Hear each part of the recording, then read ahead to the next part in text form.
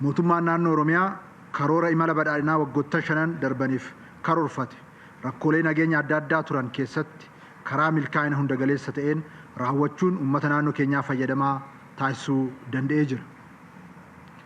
Bara 2018 kun bara biyyi keenya badhaadhina lammiilee ishii milkeessuuf boqoo ol qabachuuf eegaltee fi ol ka'insa biyyaa itti jalqabdedha.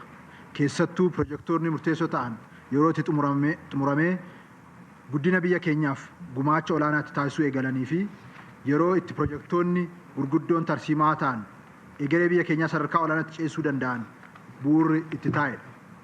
Filannoon marsaa 7ffaa karaa dimokiraatawaa fi haqa qabeessa ta'een gaggeeffamee sagalee uummataas akka kabajamu taasisuun shaakalliin mirga dimokiraasii biyya keenyaa sadarkaa tokko ol kaasee qaamoleen taajjabdoota biyya alaa fi hundaa olitti uummatni biyya keenyaa ga'ee isaa adda durummaan bahachuun yeroo kamiyyuu caala dimokiraasummaan filannichaa kan itti mirkanaa'edha.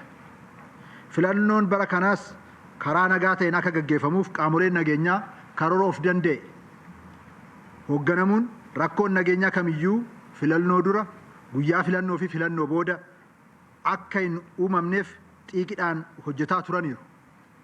Kanaanis hololaa fi yaaliin humnoota badii gaggeessaa turaniif osoo gurra hin kennin hawaasni nagaan bahee kaardii filannoo akka fudhatuu fi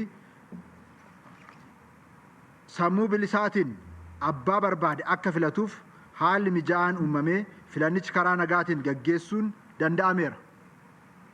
Keessattuu hawaasni keenya bal'aan hololinaa afarsuu osoo gurra hin kennin roobaa fi aduu osoo hin jenne aarsaa guddaa kaffaluun ijaarsi sirna dimokiraasii akka biyyaatti ijaaruuf deemnu akka milkaa'uuf ga'ee bakka buutee hin qabne waan taphateef seenaan haaraan